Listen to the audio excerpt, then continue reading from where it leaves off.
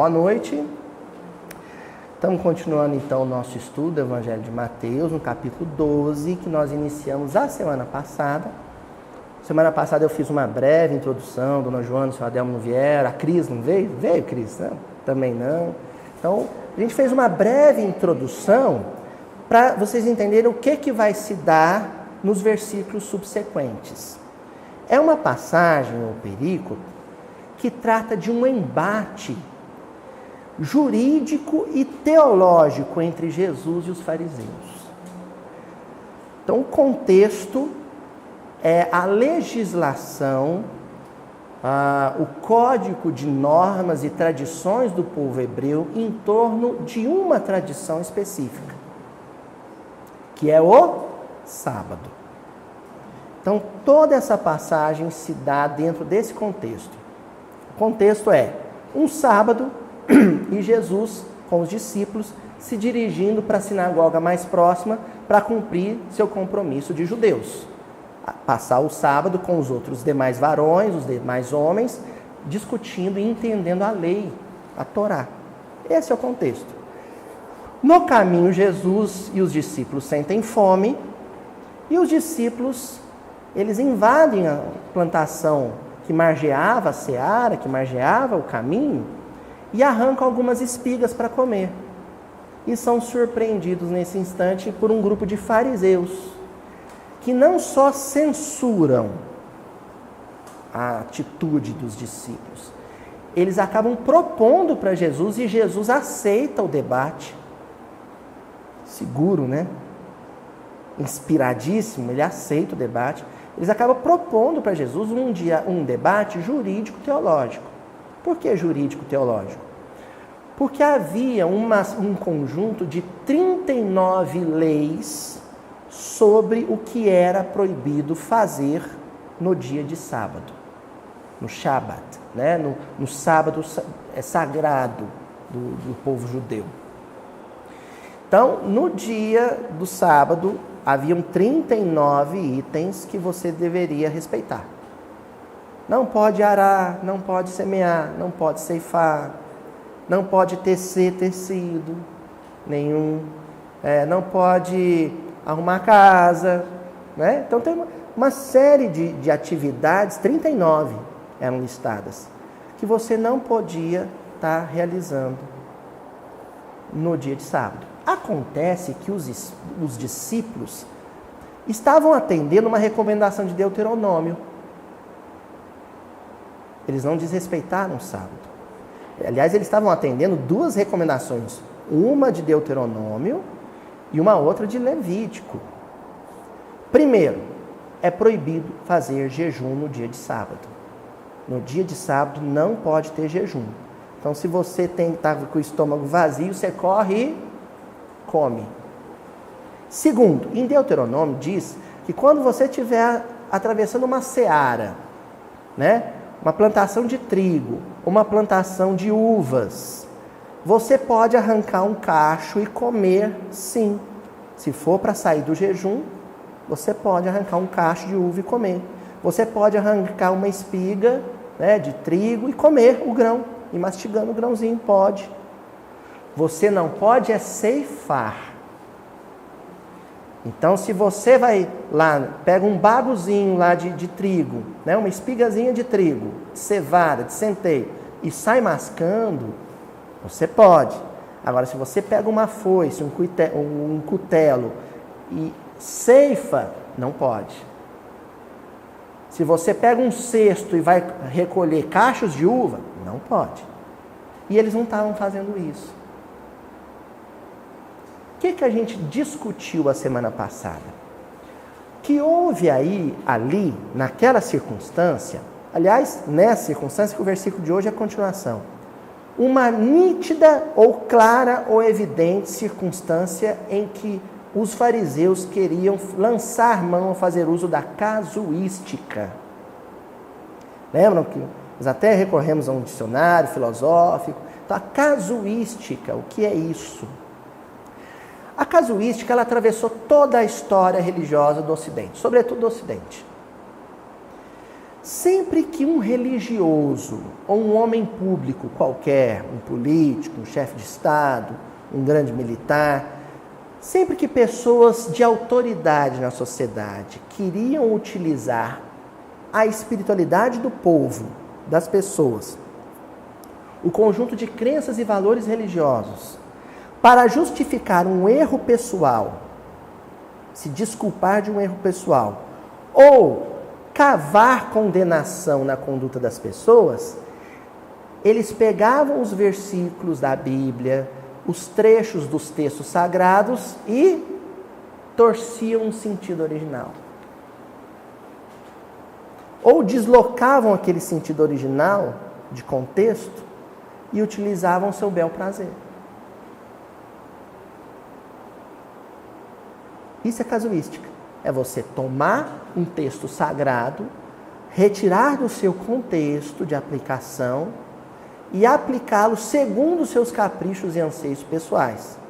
Às vezes para desculpar um ato ruim seu, às vezes para desculpar um ato ruim de alguém que você queira proteger, ou às vezes para cavar, forçar uma condenação moral ou jurídica em um adversário, um inimigo.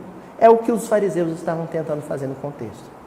Eles queriam incriminar, eles queriam colocar Jesus e os discípulos numa situação incriminatória, condenável, julgável e condenável.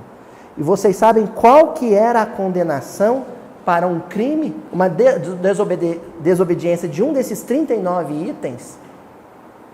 A morte. A morte.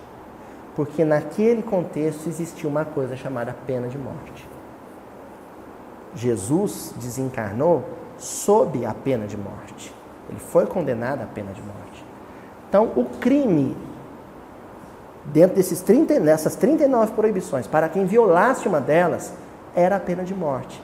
E os fariseus lançaram mão na casuística, torceram o sentido de algumas passagens da Torá e dos profetas para poder colocar Jesus e os discípulos numa situação de condenatória, de execução. Uma vez conversando com o César Carneiro, meu grande amigo, que eu sempre lembro dele aqui, né? Um pai do coração. E aí o César me contou uma coisa, a gente estava falando sobre por que Jesus cutucou tanto esses fariseus, e a autoridade da época, mesmo a autoridade romana, né? Eles azucrinaram a vida de Jesus, mas Jesus também incomodou. Como é que Jesus se contrapôs a esse status quo tão evidentemente e ainda assim conseguiu perambular pelas praças de Jerusalém e das cidades da Palestina por 3 anos sem ser preso e executado? Porque Jesus fez umas coisas, gente, que um outro pobre coitado não teria durado um dia na Palestina naquele tempo. Era um ambiente hostil, polarizado, cheio de animosidade, de rancor. E Jesus é uma figura pública. E as pessoas queriam que ele opinasse sobre tudo. Algumas porque realmente queriam entender, porque queriam aprender, porque queriam compreender a lei de Deus. Outras, maliciosamente, queriam colocar ele numa situação difícil. O famoso dar a César o que é de César e a Deus o que é de Deus é uma situação análoga, né? O apedrejamento da mulher adúltera, são todas situações em que Jesus era colocado numa sinuca de bico, que a gente fala, né? Um beco sem saída, mas Jesus achava saída para todas as situações, tá bom? Hoje nós vamos continuar com esse debate. Então, no versículo 2 do capítulo 12, o evangelista narra o seguinte: e os fariseus, vendo isso, disseram-lhe: eis que os teus discípulos fazem o que não é lícito fazer no sábado. Jesus vai dar um nó na cabeça do cérebro desses fariseus, nos próximos versículos que nós vamos ver. E vai provar. Por isso que eu disse que é uma discussão teológica, mas também jurídica, porque o Sinédrio era o supremo tribunal da raça e o Império Romano governava de uma maneira peculiar. Roma só queria o din-din. Roma não interferia nas questões locais. Por isso que Pilatos lava as mãos. Existia um tribunal local. Então, o debate que vai se dar daqui em diante entre Jesus e os fariseus é um debate de júri, de tribunal. E Jesus advogando em causa própria e em causa dos discípulos. Tá bom?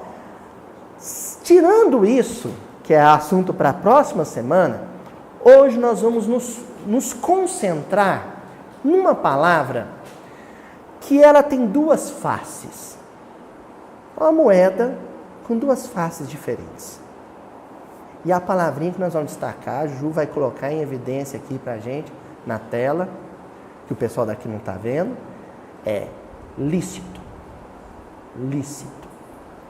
Qualquer dicionário jurídico, né, o pessoal da área de direito, Dom João, né, os bons dicionários jurídicos, eu andei consultando os colegas, professores da universidade, a gente pode definir o termo lícito, aquilo que é lícito ou ilícito, como aquilo que é conforme a lei, de acordo com a lei, que atende às exigências legais, à norma. Isso é algo lícito. Uma coisa lícita é uma coisa que está conforme a lei. Certo? A perguntinha que é o pontapé inicial para o nosso debate, a nossa discussão de hoje é: que lei? Qual lei?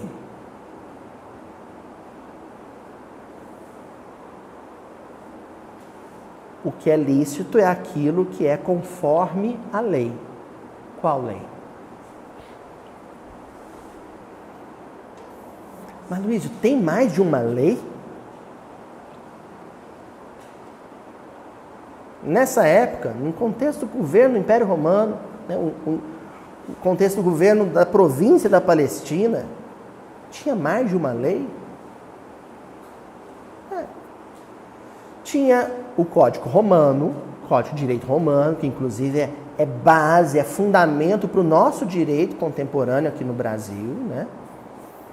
Tinha a legislação da raça, a legislação do Sinédrio, da qual Paulo de Tarso foi possivelmente um dos maiores juristas da tradição jurídica hebraica do primeiro século. Existia um tribunal, uma escola de direito canônico, porque era direito canônico, religioso, que era o Sinédrio. Paulo foi aluno dessa escola. São leis diferentes.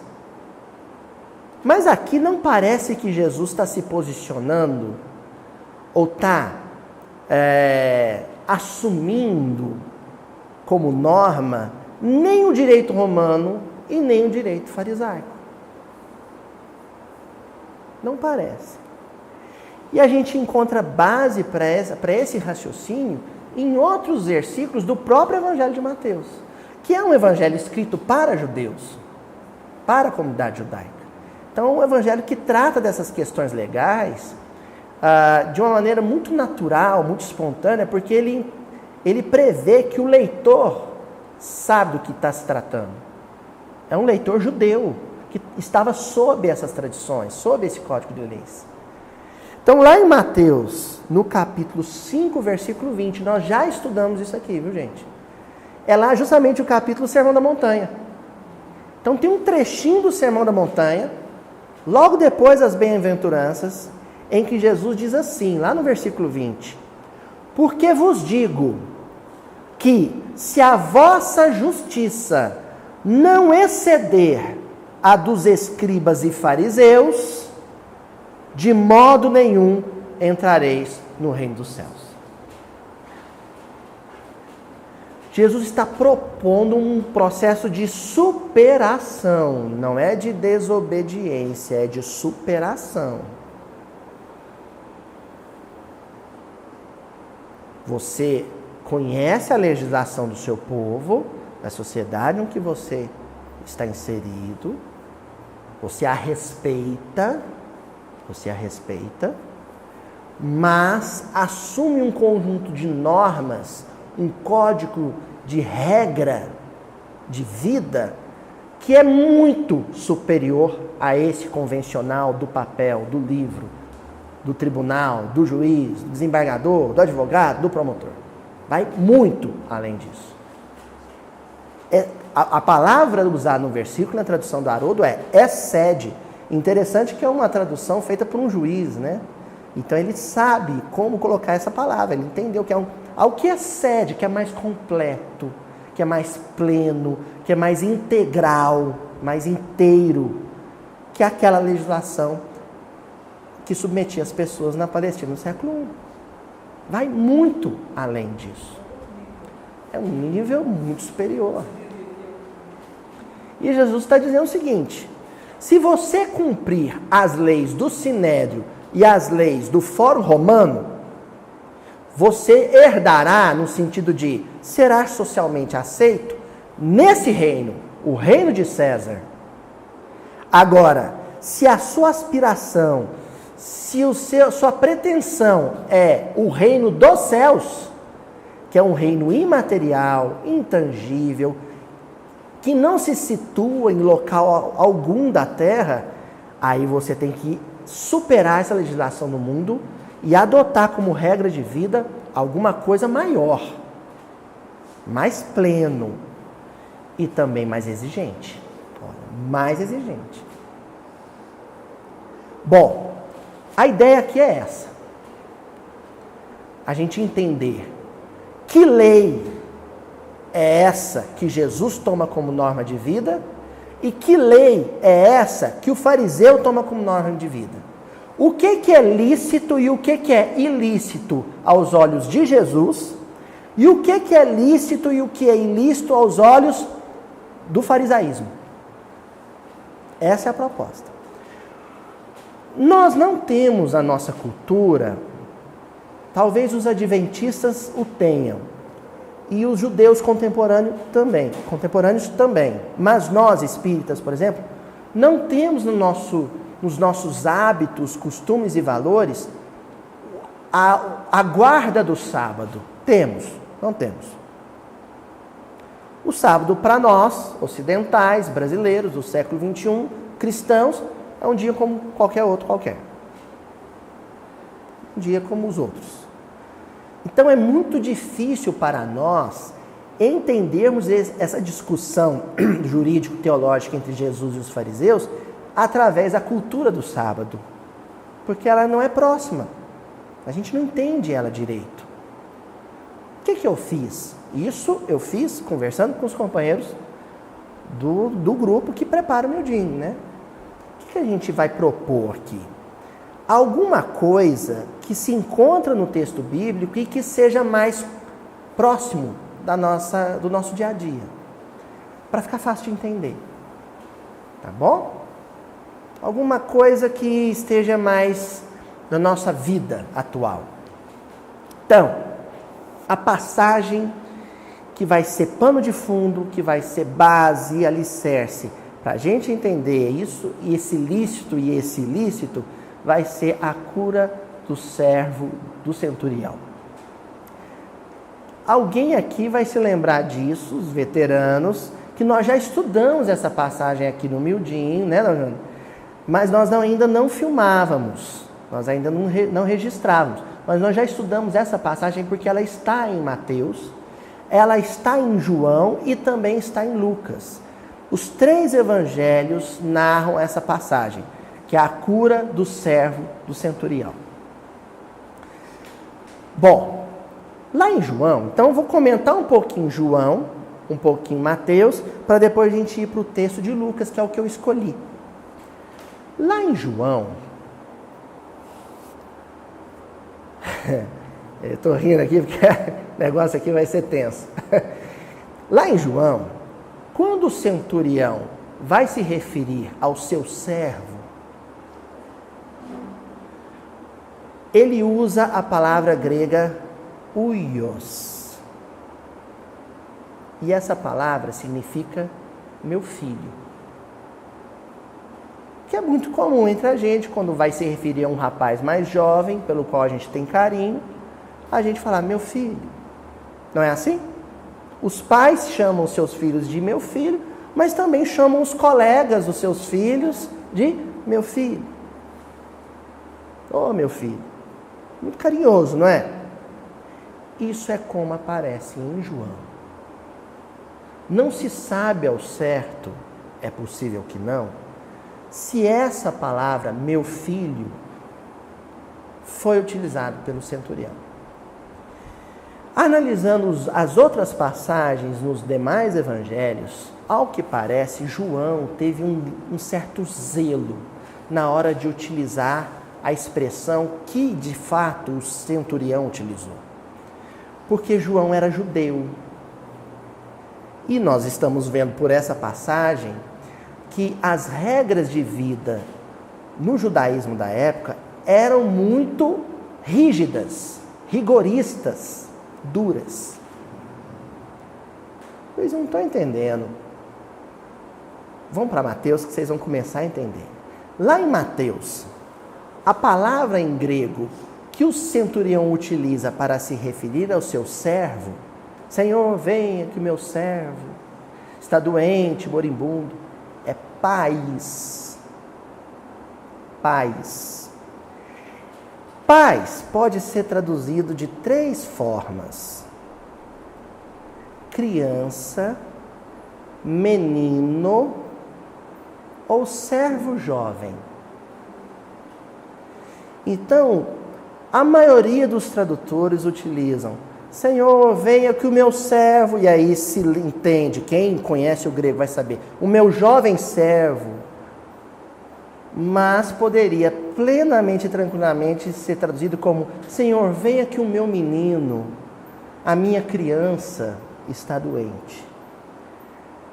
Ali a gente já tem uma dificuldade, não é uma dificuldade, a gente já fica com uma pulguinha assim atrás da orelha coçando, porque isso não seria comum por parte de um centurião romano chamar um servo judeu de minha criança, o meu menino ou o meu bebê, também possível tradução. Quando chega em Lucas, e aí nós ressaltamos que Mateus também era judeu, João era judeu, Mateus era judeu e escreviam para judeus. Então havia um zelo, um cuidado na utilização de um termo que não sugerisse o que de fato aconteceu naquela ocasião. Quando chega em Lucas, lá no capítulo 7, nos versículos entre 1 e 10 de Lucas. Então vai em casa, pessoal em casa, vocês leiam a passagem, capítulo 7, versículos de 1 a 10 em Lucas. A passagem diz assim: E o servo de um certo centurião, a quem muito estimava, a palavra em grego aqui traduzida como estimava é êntimos. E êntimos quer dizer amava. Essa palavra só era utilizada no contexto do mundo grego da época, êntimos, em 2 situações. Quando você ia se referir a um filho de fato, ou quando você ia se referir a um cônjuge, a esposa ou esposo. Continuamos. A quem muito estimava, êntimos, estava doente e moribundo. E foi Jesus com eles. Mas quando já estava perto da casa, enviou-lhe o centurião uns amigos, dizendo-lhe: Senhor, não te incomodes, porque não sou digno de que entres debaixo do meu telhado. Havia uma proibição, olha as leis, as regras. Havia na época uma proibição de que um judeu permanecesse sob o mesmo teto de um gentil. Então, se eu tivesse nesse recinto e um estrangeiro entrasse, sabe o que eu fazia? Corria e saía. Porque se eu fosse pego debaixo do mesmo teto com um estrangeiro, eu era punido com 39 bastonadas. Na verdade eram 40, mas você não podia punir ninguém da raça judeu mais do que 40. Se você fizesse 41, quem bateu apanhava também. Não podia passar de 40. Aí, por via das dúvidas, sabe o que eles faziam?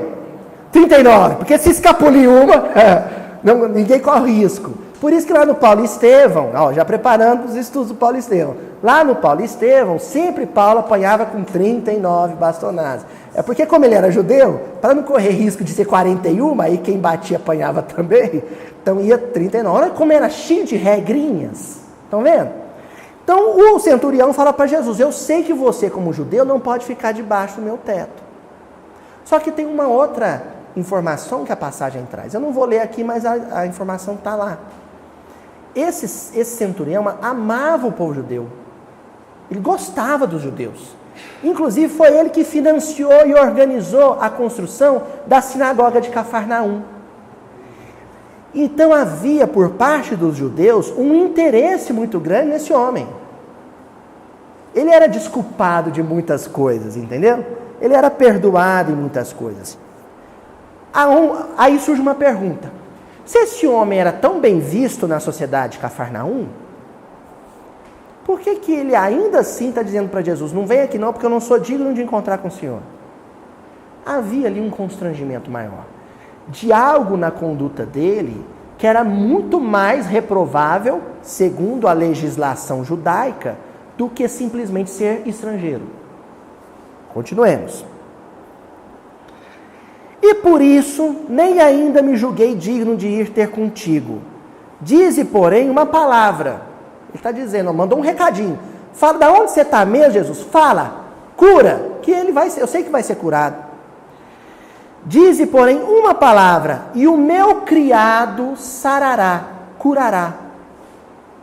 A palavra aqui, em Lucas, é doulos.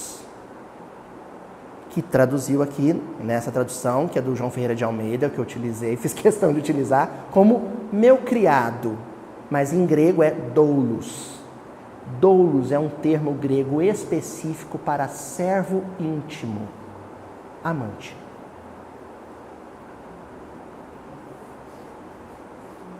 É isso mesmo, gente. O rapaz era namorado do centurião.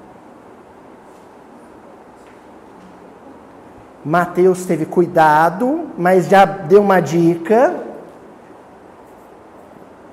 João, não, põe olhos, põe meu filho aí, que senão vai complicar para a gente. Nós somos judeus, não podemos ficar falando dessas coisas.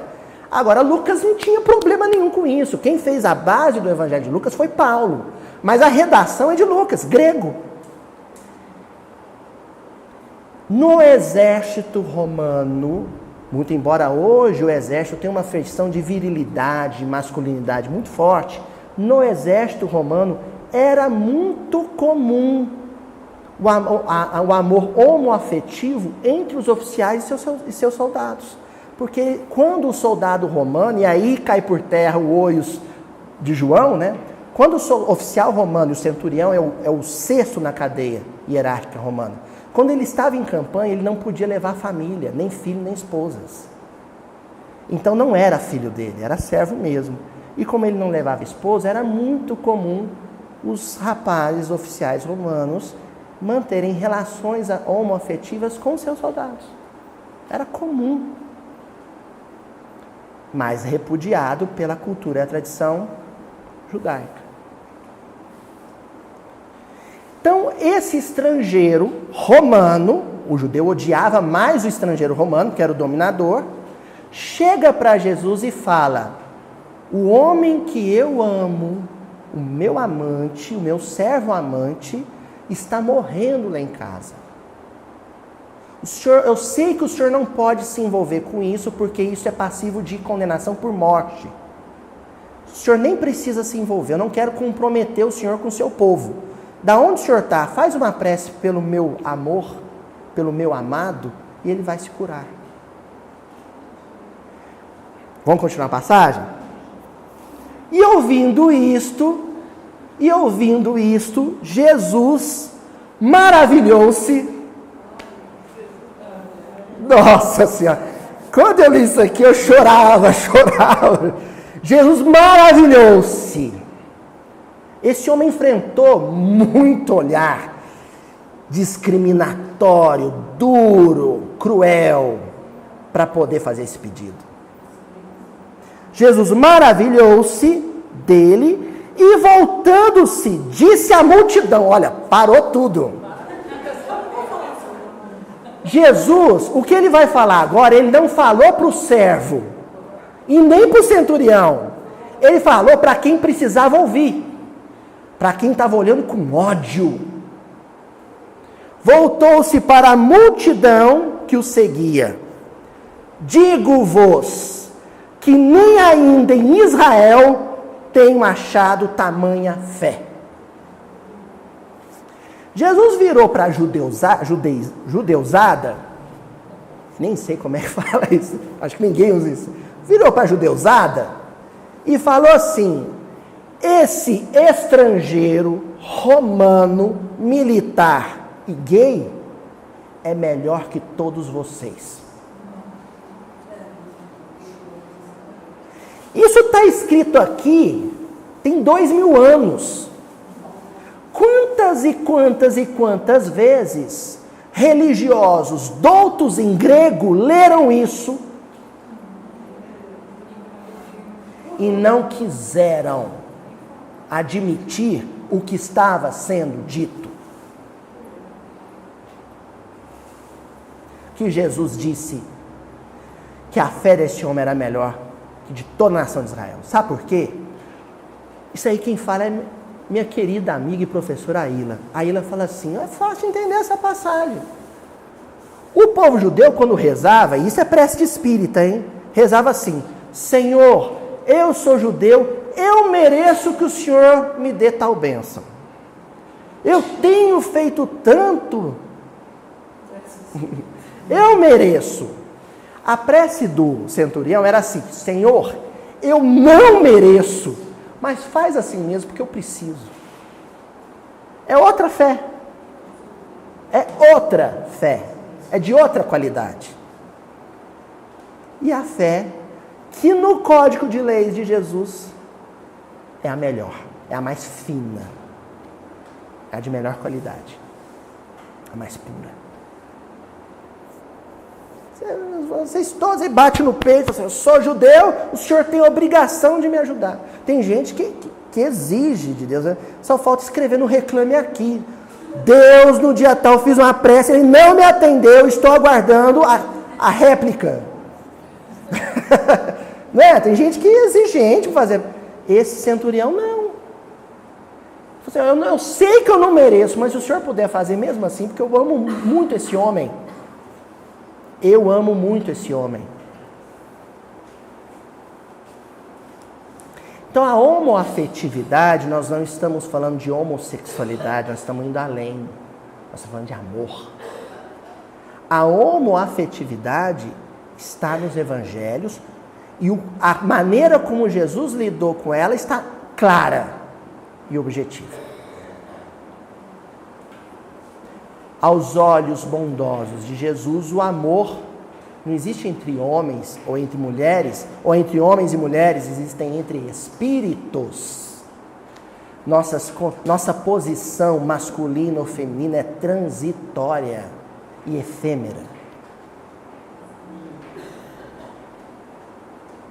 O amor existe entre espíritos. Então, quando nós encontramos um casal homoafetivo, esse casal tem que ser respeitado, não é porque a lei manda ou a lei desmanda, porque a lei dos homens, numa situação dessa, ela pouco importa. O meu código de lei, imaginando que eu sou um discípulo de Jesus autêntico, o meu código de lei é outro. A minha legislação, a norma que eu sigo é outra. Ela excede a justiça dos fariseus. Ela vai além da justiça dos fariseus. Porque quando ela vê um ser humano, ela vê um espírito.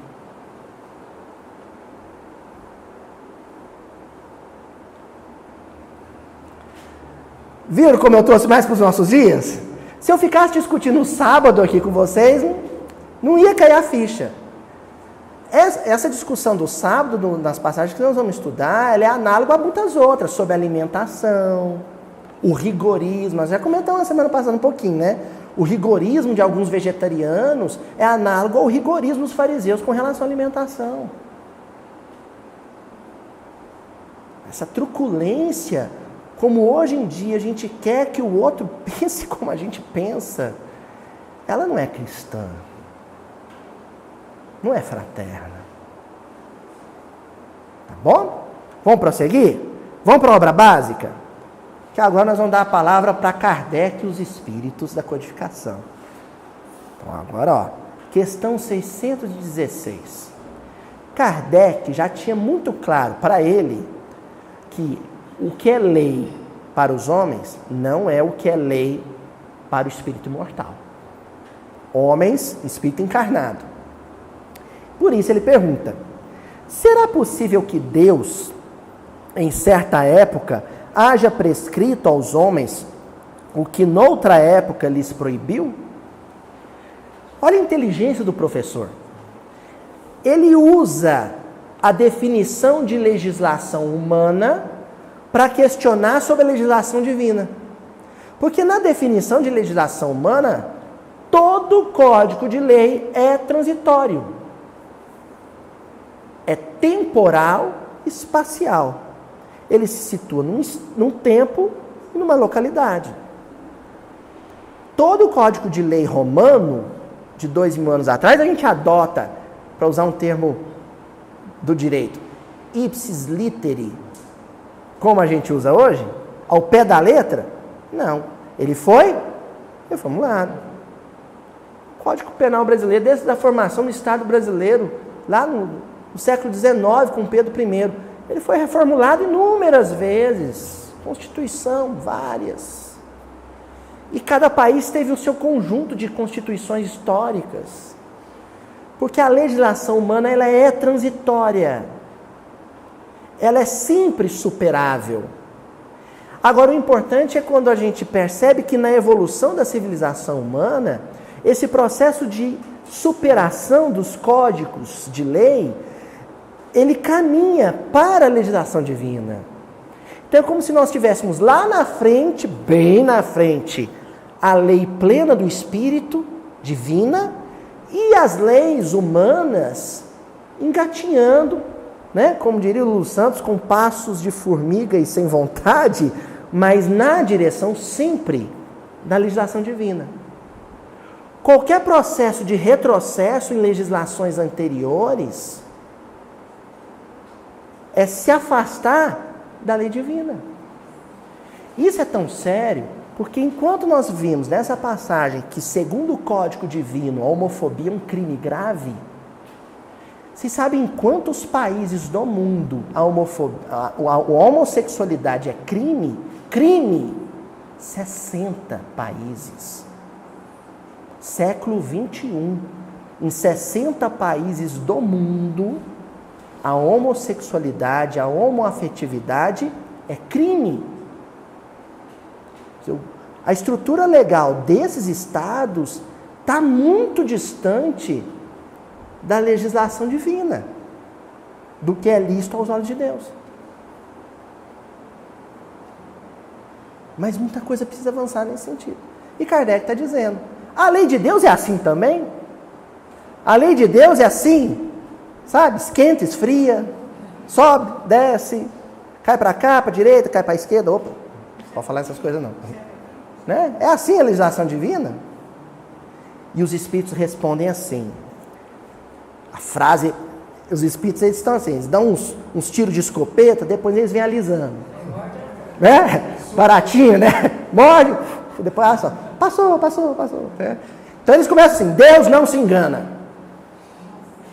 Ora, se Kardec usou a definição de legislação humana para fazer uma pergunta sobre legislação divina, e os espíritos começam dizendo, Deus não se engana, quem que os espíritos estão dizendo que se engana? Pronto. Para bom entendedor, Deus não se engana. A legislação do mundo esquenta, esfria, acelera, desacelera, vai para frente, dá 2 passos para trás, porque os homens frequentemente se enganam. se enganam. Estão enganados.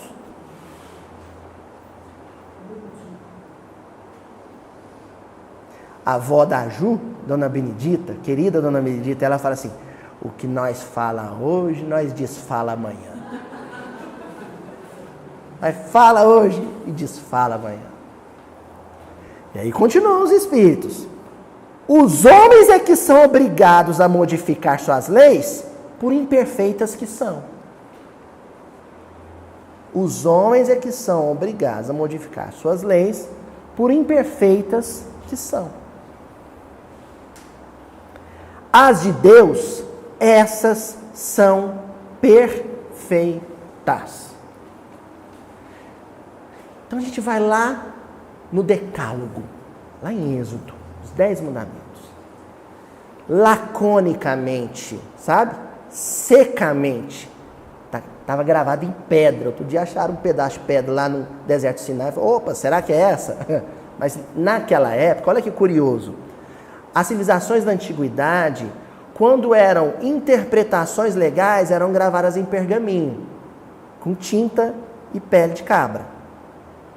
Mas quando eram as leis que o rei determinava, sabe onde elas ficavam gravadas? Na pedra. O Código de Hammurabi, por exemplo, está em exposição até hoje, né? Um granito preto, e o Código do rei Hammurabi estava lá escrito na pedra, porque essa não pode mudar. Tinha essa ilusão, né? Mas pensando no rei dos reis, no rei do universo, em Deus, não tem alteração. E lá no Decálogo está claro: não matareis. Ponto. Qualquer legislação do mundo que imponha pena de morte está na contramão do progresso humano em direção a Deus. Qualquer legislação do mundo que preveja a execução de um ser humano, não importa o crime, não está caminhando conforme as leis de Deus. Ponto. Depois de muito sofrer e muito se enganar, o que os homens vão ter que fazer com a sua legislação? Rever. Muitos estados do mundo já reviram. Existem alguns estados que tentam enganar Deus, igual o estado brasileiro. No Código Penal tem pena de morte, dona Joana? Mas e quando a polícia invade a favela? Muita gente é executada sem julgamento, sumariamente. E só, sabe qual é o nome disso? Pena de morte. Você engana a sociedade, é fácil, é só manipular a mídia, esconder, pôr uma arma falsa. Agora, e Deus? Não.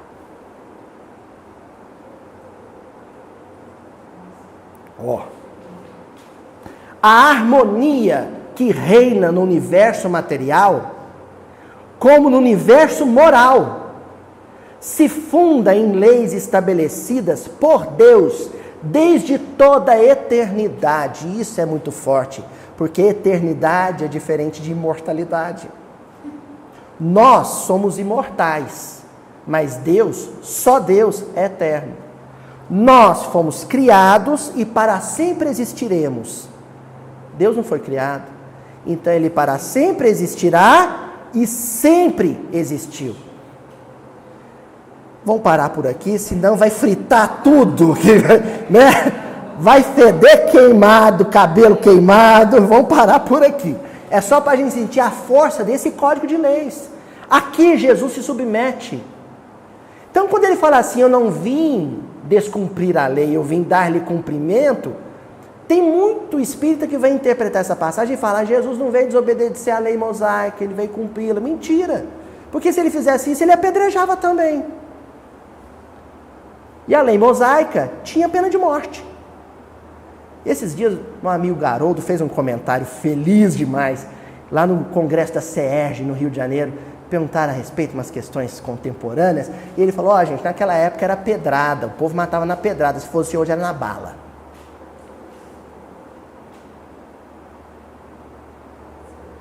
Era na pedrada porque não tinha arma de fogo. Se fosse hoje, se fosse na sociedade norte-americana, seria na bala. Hein, Toizinho?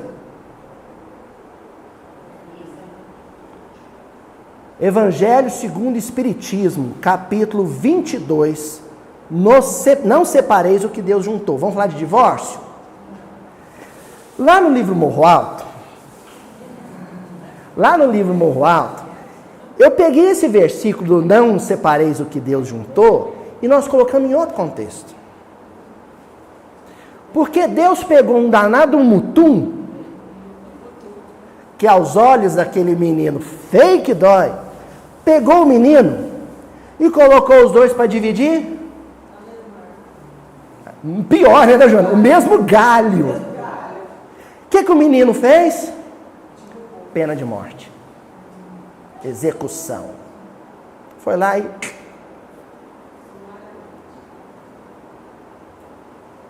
executou os butuzinhos. Aliás, ele tinha um capaz... fez o serviço para ele, né? Foi o lobo, o guará. Mas sabe o que Deus tinha determinado ali, Sadel? Que os dois deveriam dividir o mesmo galho em harmonia. Não separeis o que Deus juntou. Não é só casal. Sempre que eu sou colocado para conviver com uma pessoa difícil, se eu forço um jeito de me distanciar, sabe quando a gente fala assim, eu quero sumir para não ouvir nem a voz do ciclano? Aí vem o meu anjo da guarda e fala, não separeis o que Deus juntou. O ódio aprisiona, só o que liberta é o amor. Aí nesse capítulo, vem um comentário do Evangelho segundo o Espiritismo. Imutável só há o que vem de Deus. Imutável só há o que vem de Deus. Tudo que é obra dos homens está sujeito a mudança. As leis da natureza são as mesmas em todos os tempos e em todos os países. As leis humanas mudam segundo os tempos, os lugares, e agora os espíritos pegam e dão uma butinada na canela da gente, assim, ó. E o progresso de inteligência. De uma maneira muito elegante, porque os espíritos eles dão uns puxão de orelha, elegantemente, eles estão dizendo o seguinte: quando uma sociedade, uma comunidade humana, pega o seu código de leis, rasga, se ele já está próximo, bem próximo do que a legislação divina, se ele rasga e retrocede nos seus avanços civilizatórios, de democracia, respeito, fraternidade, solidariedade humana, sabe o que é prova de quê? De falta de inteligência. Depois de conquistas sociais, se você regride nisso, isso é falta de inteligência.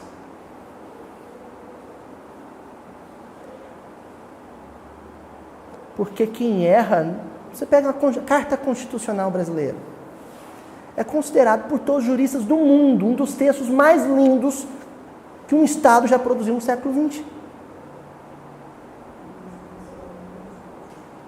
O problema ali não é a lei. Qual que é o problema? Qual que é o problema? Todo cidadão tem o direito de ir e vir. Aí o garotão fecha a namorada no carro, começa a discutir com ela, acelera até 100 por hora no carro dele, a menina fala, para que eu quero descer. Ele, não! Cárcere privado. Violou um item constitucional e o Código Penal. Então o problema não é a lei. O problema é de educação. De formação do caráter.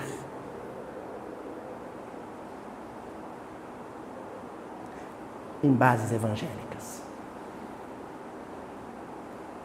Não tem tratado pedagógico no ambiente acadêmico do mundo que supere ou se aproxime ainda das normas de vivência fraterna e caridosa propostas por Jesus Cristo. Por isso que lá no livro Obras Póstumas, espírita não lê Obras Póstumas, livro excepcional. Obras Póstumas, aquele livro do Kardec, aquele que fica lá no armário, novinho em folha. A minha avó, esses dias, nós vamos fazer culto na casa dela. Aí minha mãe pegou o livro Pão Nosso dela, despedaçado, as folhas misturadas, amarelo, com marca de café em cima.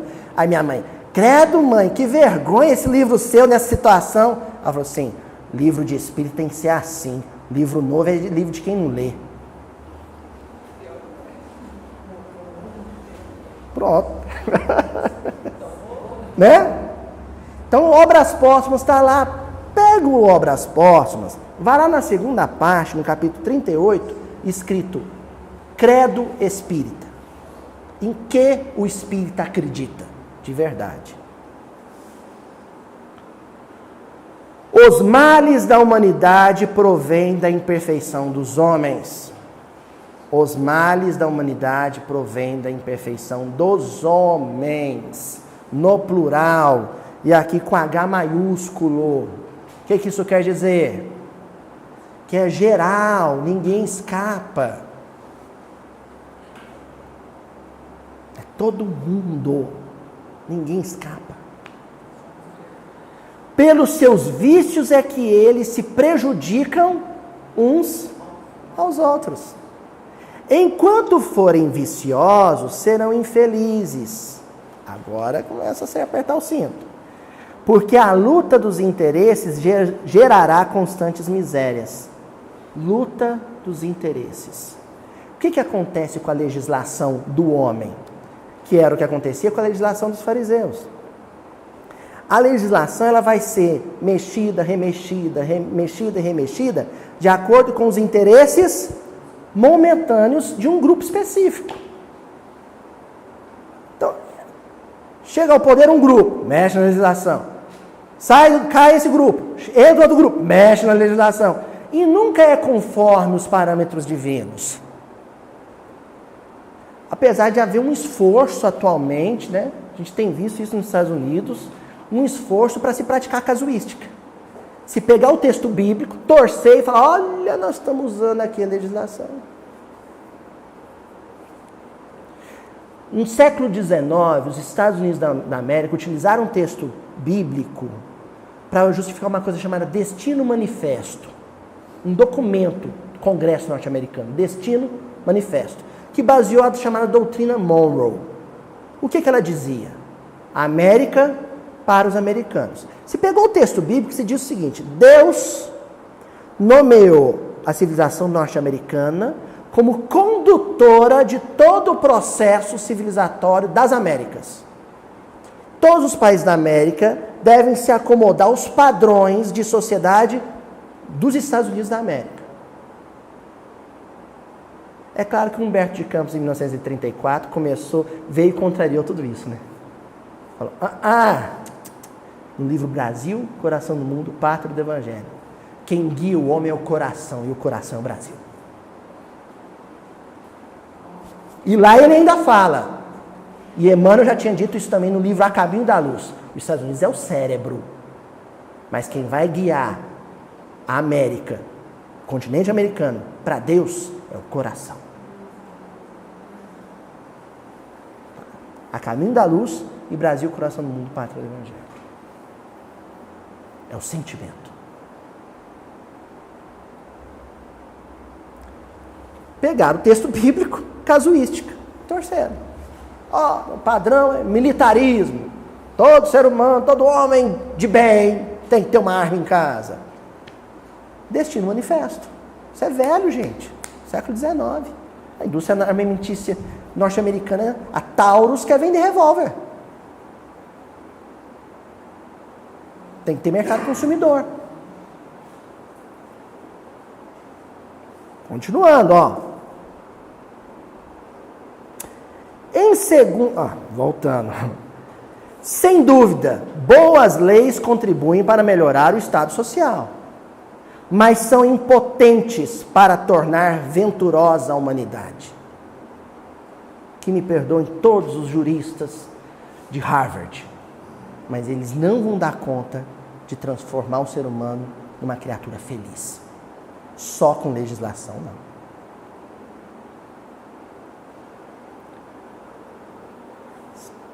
Continuando, porque mais não fazem do que comprimir reprimir as paixões ruins sem as eliminar. Repressão é isso. Violência é isso. Eu chegar para o Francisco e falar assim: ó, moleque, você vai comer brócolis, porque senão a chinela vai cantar. Ele vai comer brócolis. Mas por quê? Porque a chinela vai cantar.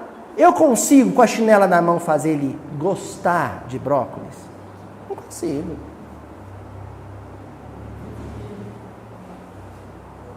Não consigo. E esse não é o propósito da educação. Né? Os educadores, é ou não, Tatiana?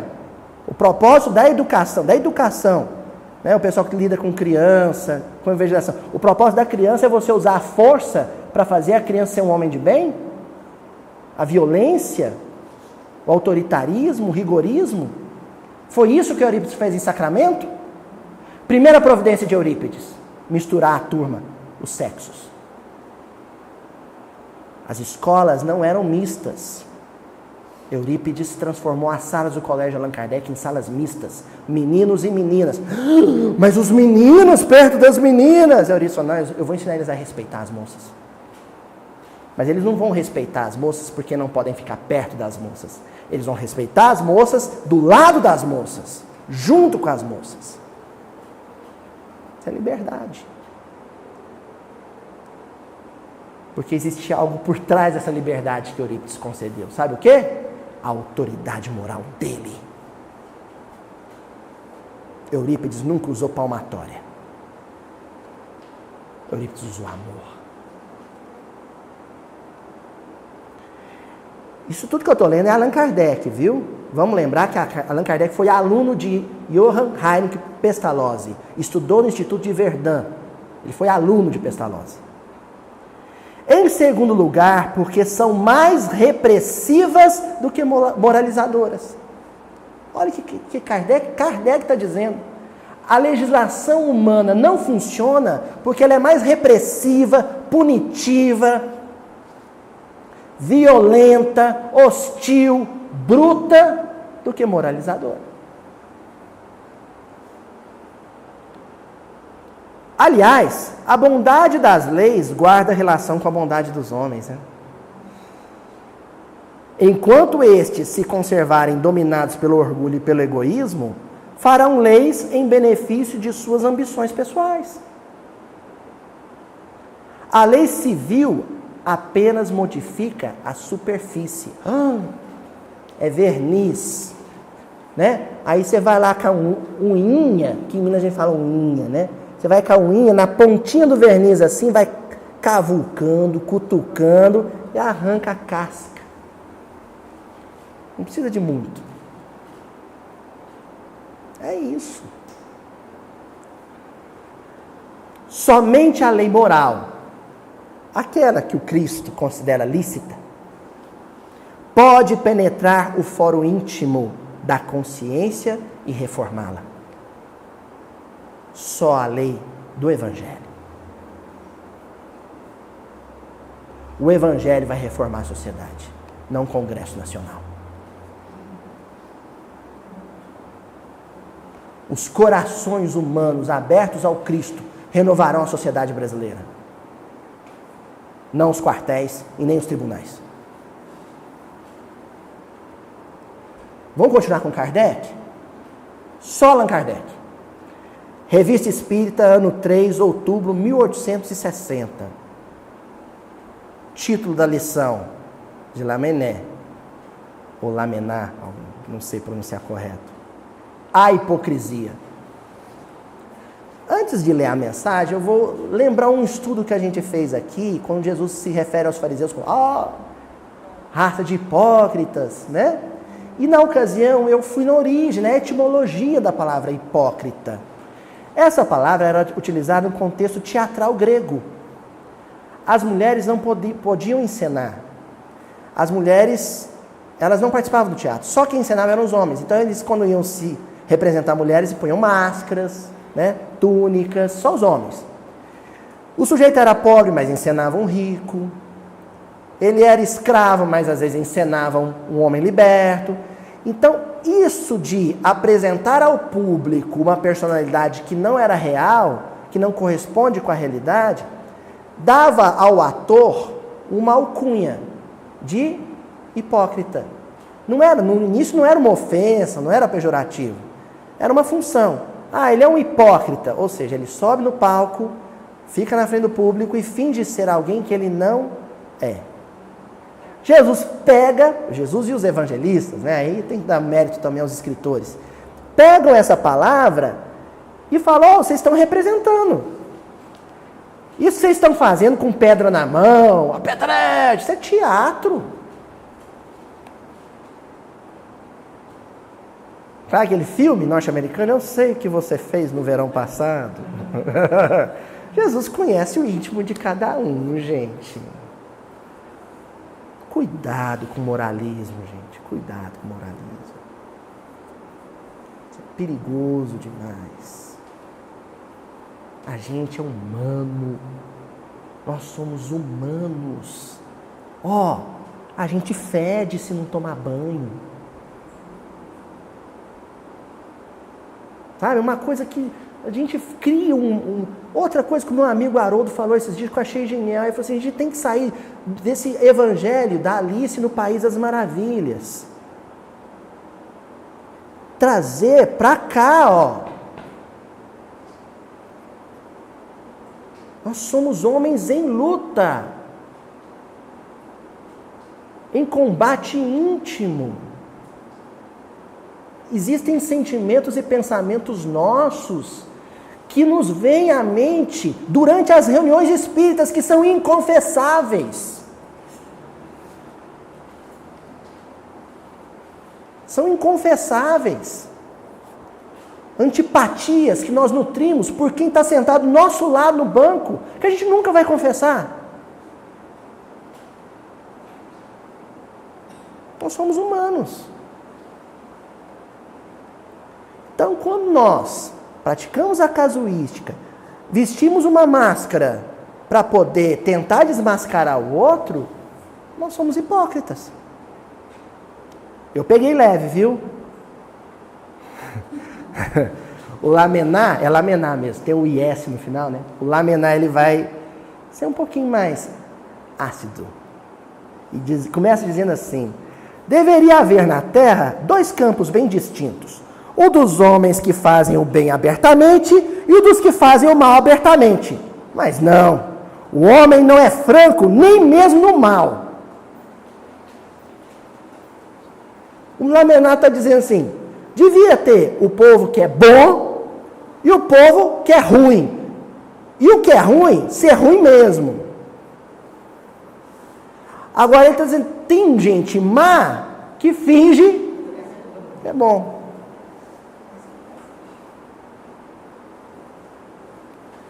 Tem uma música que o Dominguinhos fez com Chico César, que o refrão é assim, Deus me proteja de mim e da maldade de gente boa, da bondade da pessoa ruim.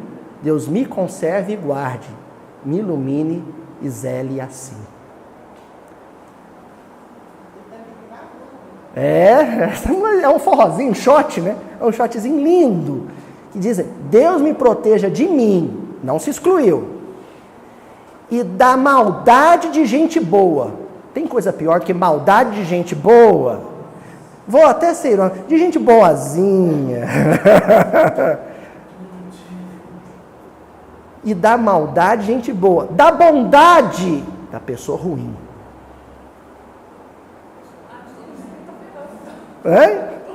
O Lamenar está dizendo assim, os homens, sabe, é mais fácil lidar com quem não ostenta.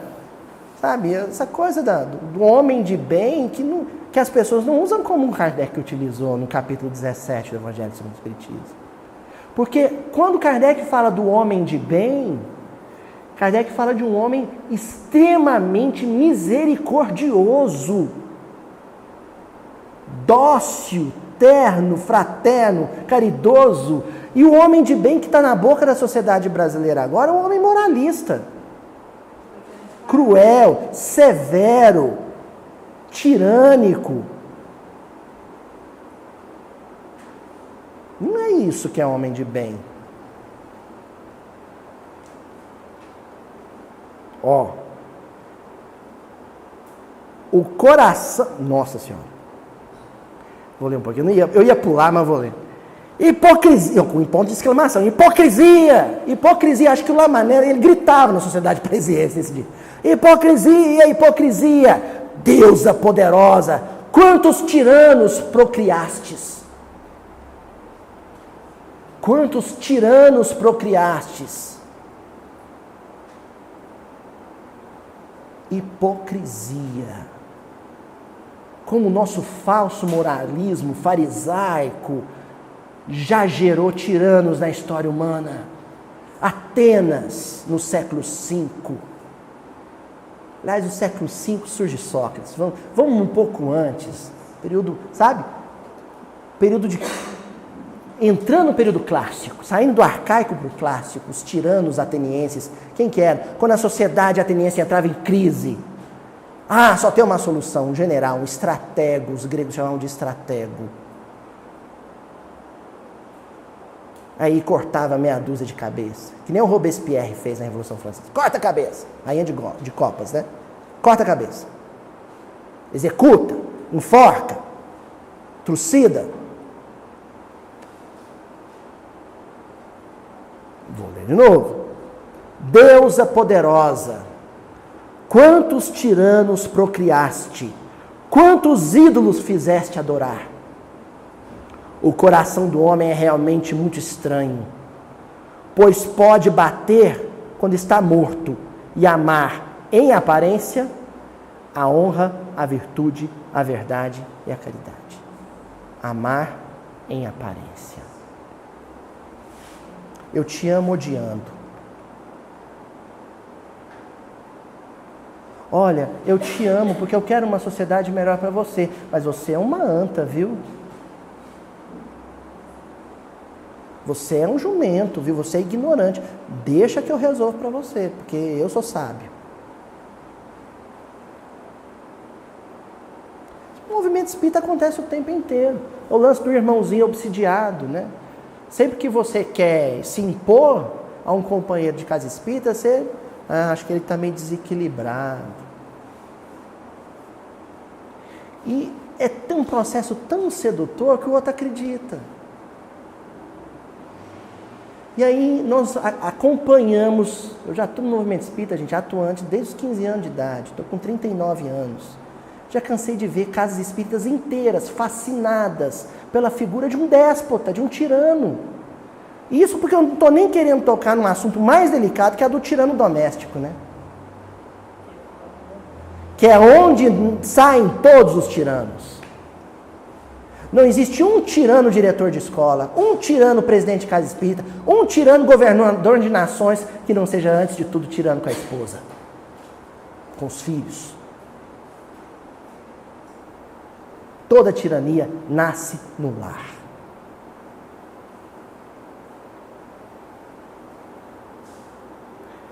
Diariamente o homem se prostra ante estas virtudes e falta a sua palavra, desprezando o pobre e o Cristo. Então, sabe, uma recomendação breve do Lamenar de que não se ama o Cristo sem se amar o oprimido, o sofredor. No tempo de Jesus, vamos lembrar as passagens evangélicas? O escravo, a viúva, o leproso, a prostituta, o publicano, até o açougueiro, sabia?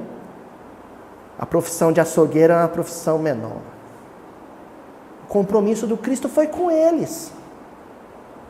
A história do cristianismo primitivo é feita de um amor profundo de Jesus e os apóstolos pelo oprimido, pelo marginalizado, pelo perseguido, pela minoria. A casa do caminho, a casa de Pedro na estrada de Jope, foi erguida para receber quem?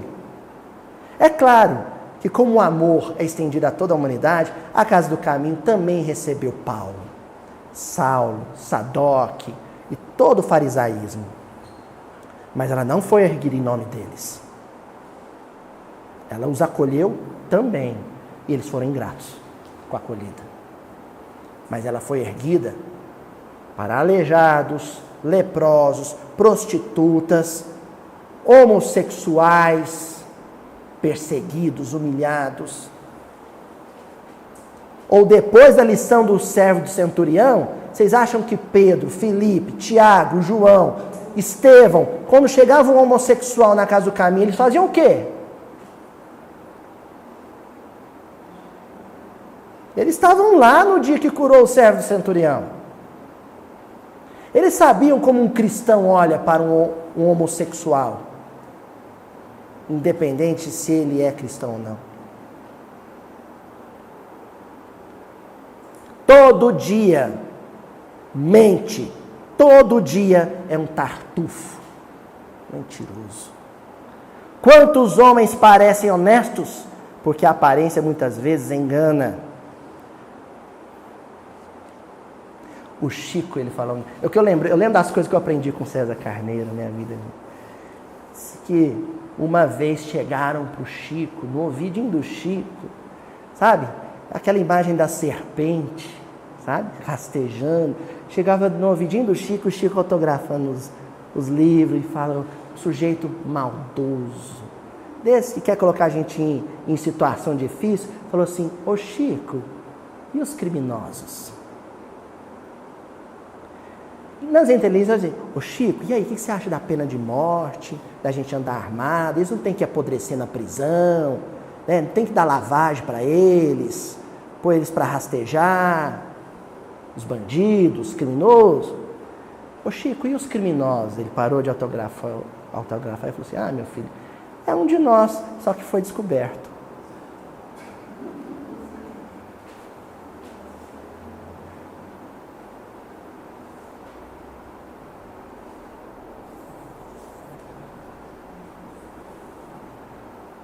Sabe quem que é o corrupto que está preso? É um de nós que foi descoberto.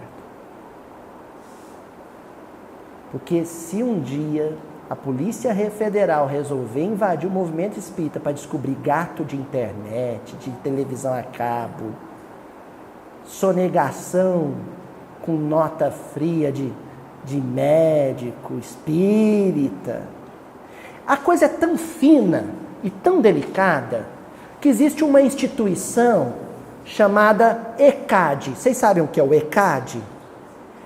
É o órgão arrecadador de direitos autorais no Brasil. Se eu tenho uma escola e vou fazer uma quadrilha, uma festa junina, todas as músicas que vão ser executadas na festa junina, de 9 até 11 horas da noite, eu tenho que fazer um set list, uma lista. A dona Tatiana, que é da arte, aí, ó, tem que fazer uma lista. Eu vou na ordem dos músicos, ou no ECAD, tem os delegados, entrego a lista e pago ao ECAD os direitos de execução da obra dos artistas, do Djavan, do Caetano Veloso, do Roberto Carlos, do Chitãozinho Chororó, do Sandy Júnior. Vou lá e pago. E o ECAD repassa. Ou não. Não sei. Há uma discussão ferrenha por causa do processo de distribuição dessa arrecadação, que muitos músicos discutem. Mas não é o problema. A questão é que, por lei, toda execução pública de obra registrada de artista consagrado e profissional, registrada em alguma associação de compositores, deve ser remunerada. Certo? Sabe o que eu quero dizer com isso?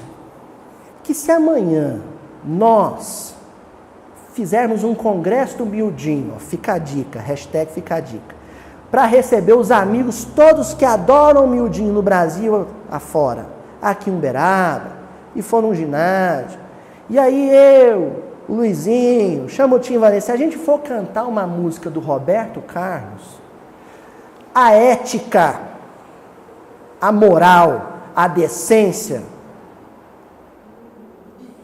Vou continuar, viu, gente? O negócio é o seguinte, o correto, gente, é o órgão espírita federativa, o centro espírita, chamar o ECAD e falar, olha, nós vamos cantar tantas músicas do Roberto Carlos, tá aqui o dinheiro. Sabe o que eu tenho visto nos congressos espíritas onde eu vou fazer palestra? O sujeito vai lá, canta 10 músicas do Roberto Carlos, 5 do Vinícius de Moraes. Pronto. Aí um dia, que eu estava mais invigilante, desequilibrado que o normal, na hora da refeição, depois da palestra, eu sentei do lado da companheira, uma cantora espírita, e comentei com ela. Aí ela virou para mim e falou assim: ah, meu irmãozinho. Quando fala meu irmãozinho, lá vem, né? Ah, meu irmãozinho. Mas em nome de Jesus existem algumas prerrogativas, assim, algumas exceções. Porque aqui ninguém está cantando para comercializar. Assim, mas o compositor compôs para ganhar dinheiro. Sabe o que me pareceu o comentário dela? Aquela turma de que, se é para uma boa causa, vale sonegar. Vale, Dona Joana? Eu vou sonegar porque o dinheiro que eu não pagar para o leão, eu vou doar para a casa espírita. Aí pode. Então a música do Roberto Carlos que eu for cantar na casa espírita, essa eu não preciso pagar o ECAD, porque é por uma boa causa. Senhora? Os fins de... Então é assim, é maquiavélico isso, né? Maquiavel dizia isso. Estão vendo como a questão que o Lamané está dizendo é muito grave? Espírita que executa a obra autoral no ambiente doutrinário sem remunerar o artista através do ECAD é corrupto. Então não pode falar da corrupção de ninguém. Não pode falar da corrupção de ninguém, porque é corrupto. Silencia, ora, sintoniza, esvazia o pensamento de todas as outras coisas e as ideias nobres, edificantes vão começar a surgir. Aí é só você acolhê-las, se abrir para elas, deixar que elas te perfumem intimamente.